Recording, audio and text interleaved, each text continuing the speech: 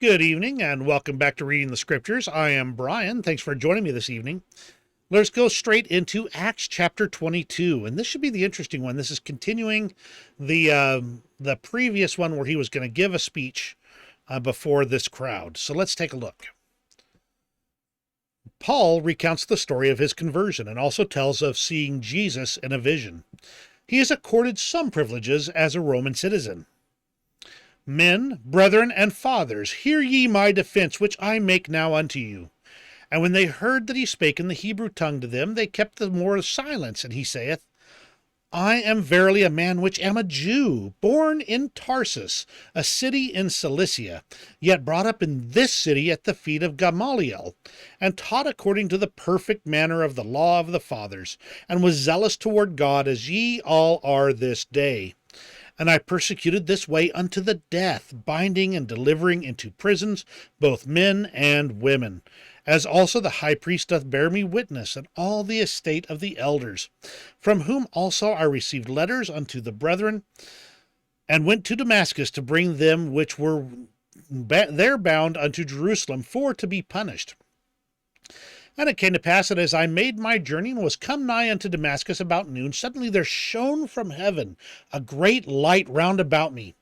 And I fell unto the ground, and heard a voice saying unto me, Saul, Saul, why persecutest thou me? And I answered, Who art thou, Lord? And he said unto me, I am Jesus of Nazareth, whom thou persecutest. And they that were with me saw indeed the light, and were afraid, but they heard not the voice of him that spake to me. And I said, What shall I do, Lord? And the Lord said unto me, Arise, and go into Damascus, and there it shall be told thee of all things which are appointed for thee to do. And when I could not see for the glory of that light, being led by the hand of them that were with me, I came into Damascus. And one Ananias, a devout man according to the law, having a good report of all the Jews which dwelt there, came unto me and stood and said unto me, Brother Saul, receive thy sight. And the same hour I looked up upon him. And he said, The God of our fathers hath chosen thee, that thou shouldest know his will and see that just one, and shouldest hear the voice of his mouth. For thou shalt be his witness unto all men of what thou hast seen and heard. And now why tarriest thou? Arise and be baptized, and wash away thy sins, calling on the name of the Lord. And it came to pass that when I was come again to Jerusalem, even while I prayed in the temple, I was in trance, and saw him saying unto me, Make haste, and get thee quickly out of Jerusalem, for they will not receive thy testimony concerning me. And I said, Lord, they know that I imprisoned and beat in every synagogue them that believed on thee. And when the blood of thy martyr Stephen was shed, I also was standing by, and consenting unto his death, and kept the raiment of them that slew him.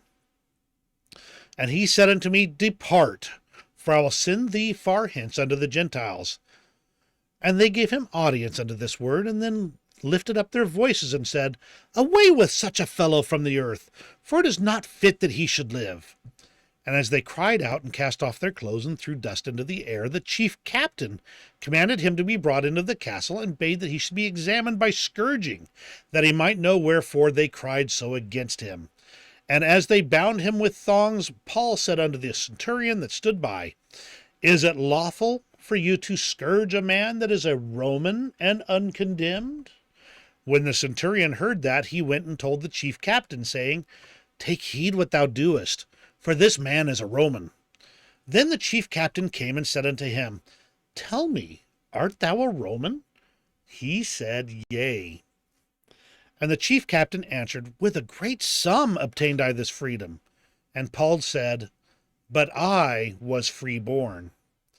Then straightway they departed from him which should have examined him, and the chief captain also was afraid, after he knew that he was a Roman, and because he had bound him. On the morrow, because he would have known the certainty wherefore he was accused of the Jews, he loosed him from his bands, and commanded the chief priests and all their council to appear, and brought Paul down and set him before them. Really interesting. He's bearing his testimony.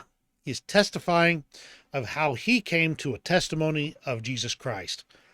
And in this case, It was the moment he was told that he was persecuting Christ, he was like, "Okay, you're right. Time for me to move on." And he was told to move on and to fix what he had done before. And that is how Saul became Paul.